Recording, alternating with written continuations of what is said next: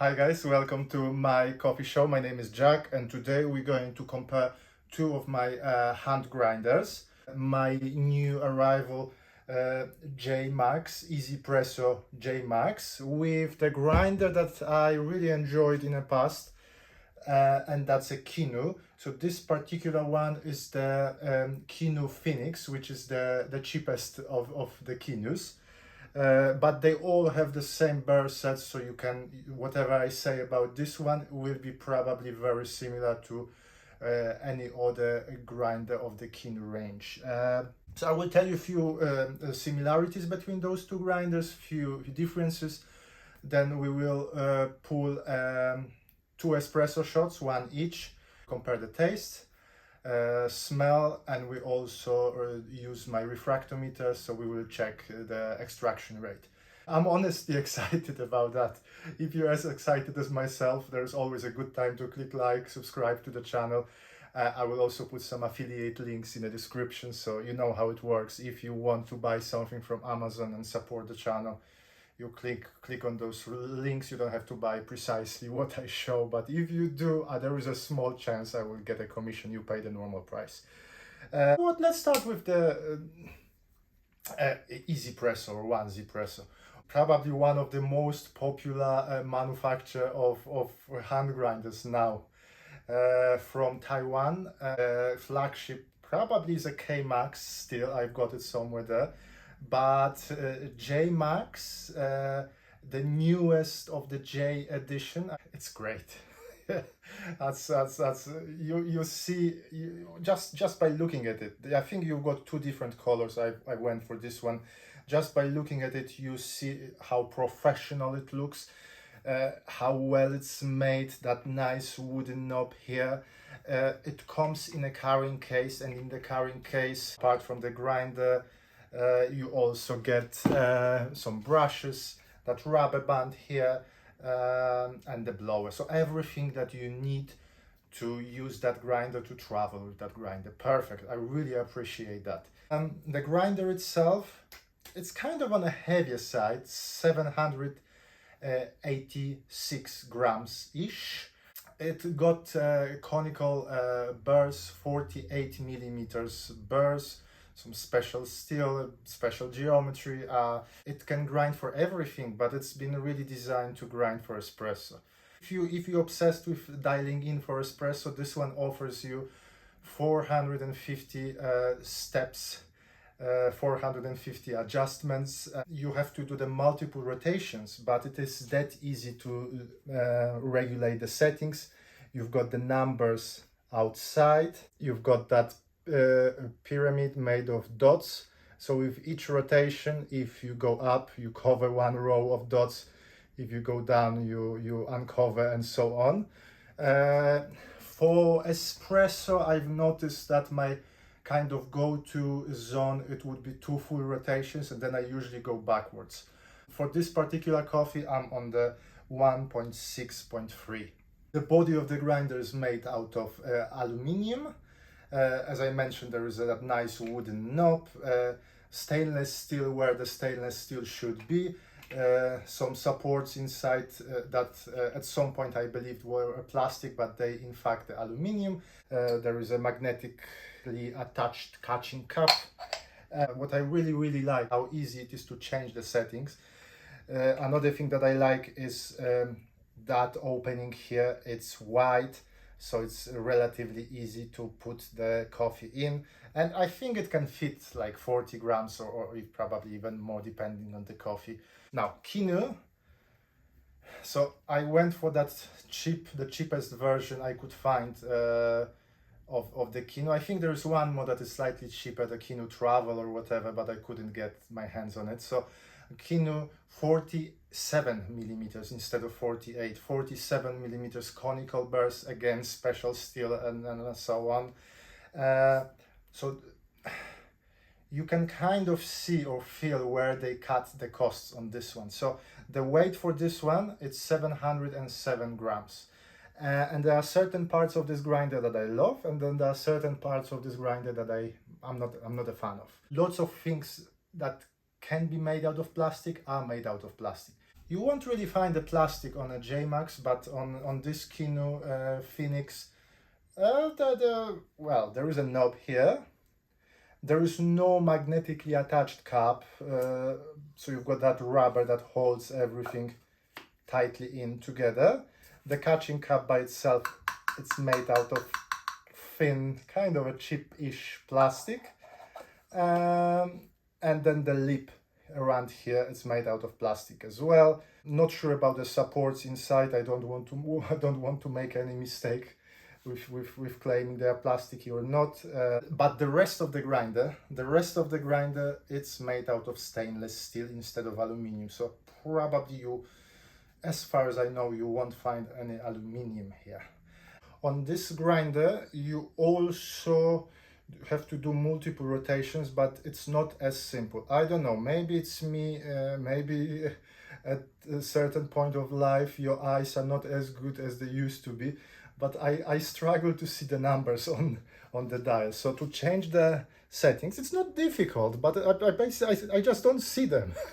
So you have to undo the top a little bit, and then you rotate that ring around here. With both of those grinders, the good idea would be to find the zero first and then to count the rotations. This one won't tell you which rotation you are on. My go-to setting for espresso is 1 full rotation and 1.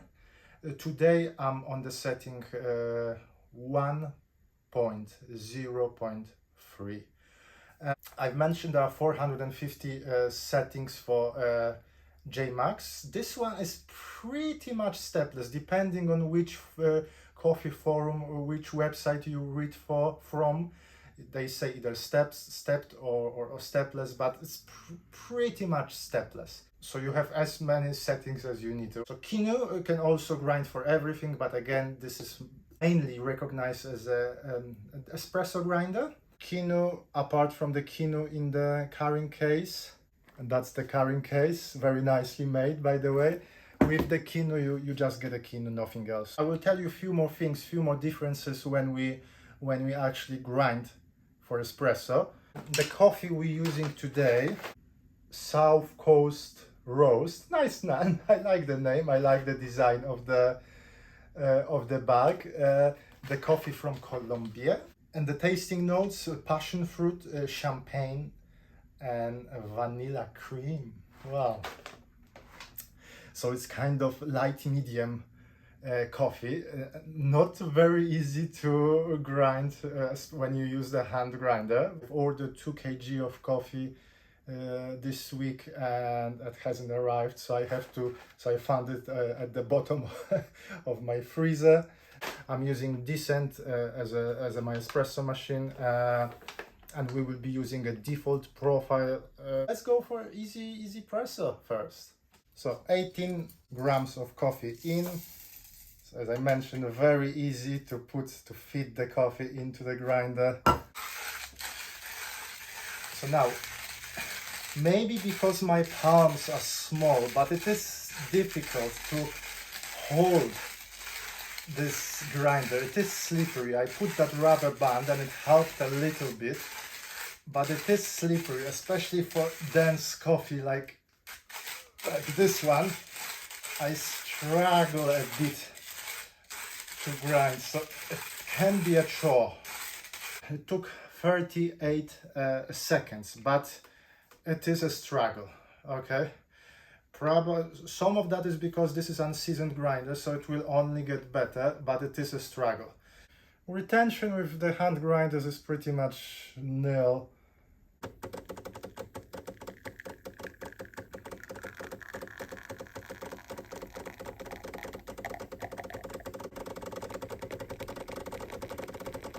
Okay, look at that. If you're a fan of crema, that you will love that shot of espresso.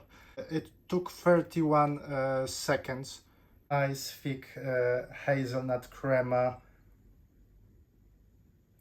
sweet chocolatey aroma, like kind of a milk chocolate smell with a little bit of almonds.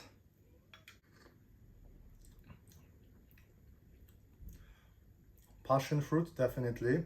That's the first thing that hit me. That nice chocolate, Nutella, cream, possibly. I think we managed to hit all of the flavor notes. I really like this shot. Fruity, well balanced. So think about it like a chocolates with the tropical fruits inside. Very, very nice, very satisfying shot. So let's do the reading of the espresso. So I mix it well. Okay, and let's measure it. So 8.74, that means 17.38 percentage of the extraction, which is not bad. Show it here on the weaker side, but I know what, I can taste all the flavor notes. See, sometimes the readings from the refractometer can be slightly different than the readings from your tongue. So always trust your tongue, okay? Because refractometer is not the one that drinks your coffee. It's you are. Let's grind the coffee with Kinu and we will see if there is any difference. 18 grams, 18.1 grams of coffee in. Very easy again, this one as well, to fit in the grinder because of that wide lip. And immediately you notice the difference, how easy it is to grind the same coffee on this grinder. The shaft is thinner. I also put the rubber band around, and you don't put that much effort, even with this difficult coffee. It took 47 seconds, so about 10 seconds longer than the J Max, but it is easier. Okay, I don't feel if I do a multiple shots, I would prefer to go for this one, even though that's 10 seconds longer. The one thing that I don't like about the J and K series is that feeling when you grind. It's almost like if you were not grinding but more like a crushing the beans. It's probably just me, because I asked a few people and nobody mentioned that, but I prefer the feel of grinding on this one, or even on the Comandante, than the feel I get from the grinding on the K-Max or the J-Max, but that's just very subjective. Got some retention, so I have to, just to be fair to both of those grinders, I have to show you this one.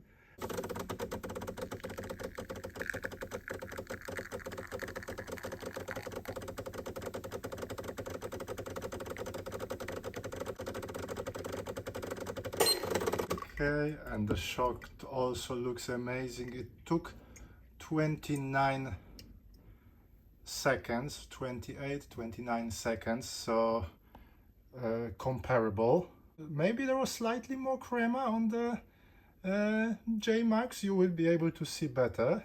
The color of the crema, very similar, very inviting, but possibly there was a tad more on a J Max sample.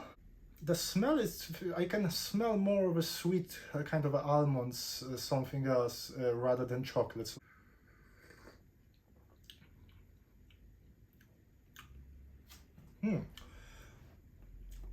Passion fruit, very similar shots. That will be difficult today. Passion fruit, the same, first flavor that hits you.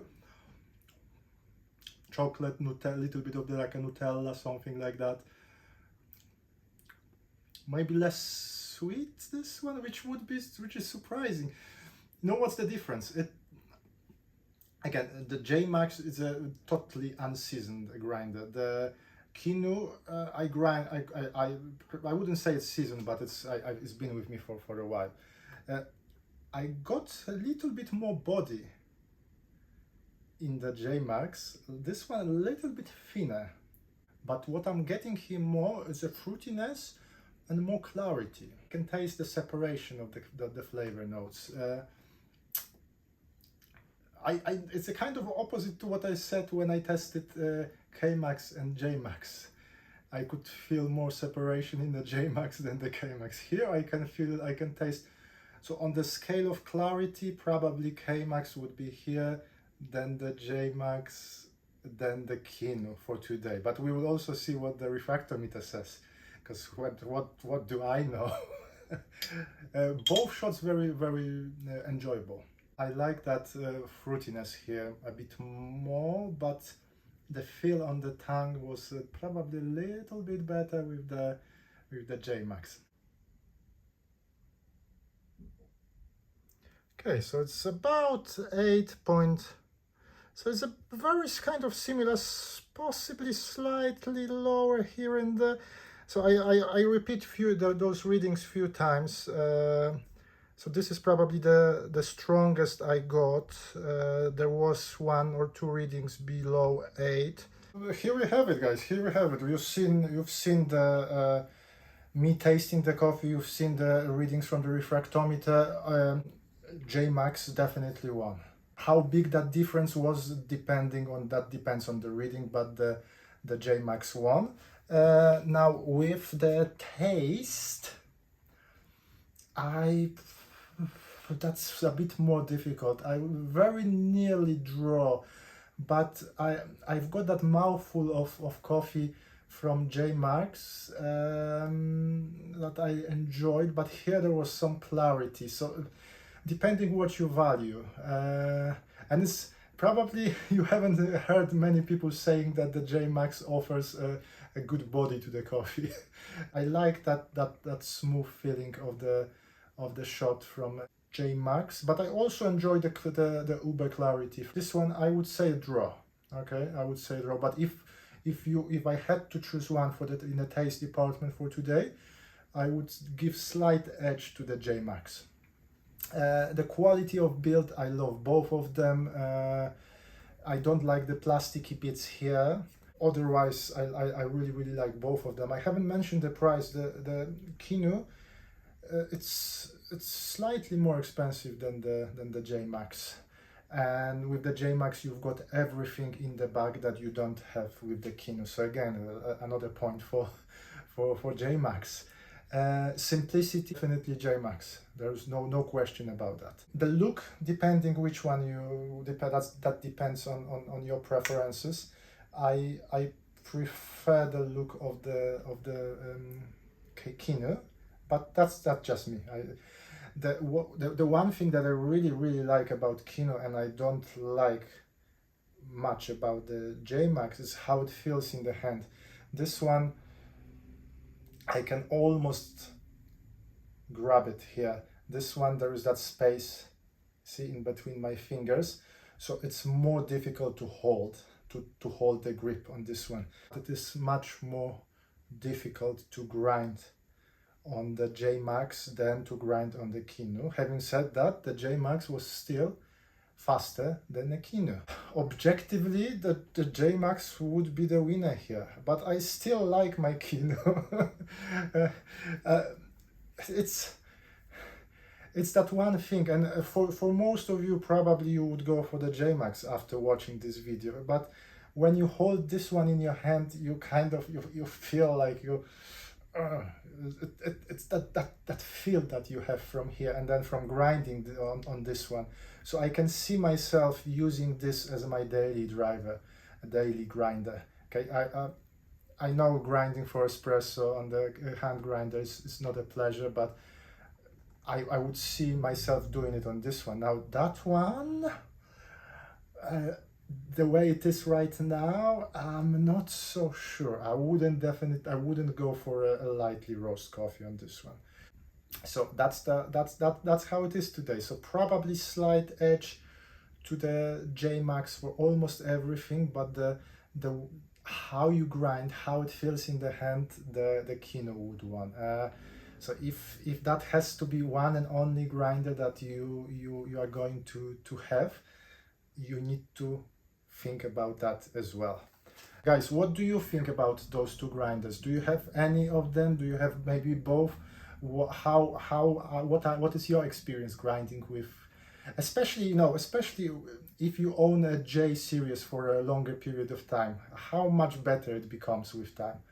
Or maybe you never had any issues with that, or maybe you have a Kinu and you hate it, and then also tell me why. If you are still here watching, that means you like the video, so definitely click like, and if you haven't subscribed, plenty more things coming to the channel. Maybe for the next video we will do something with the decent, maybe something like a turbo shot. I definitely recommend that coffee, by the way. It's if you still can get it, definitely do. But for today, thank you very much for watching. My name is Jack. This is my coffee show, and hope, yeah, we'll see you soon. Thank you. Bye.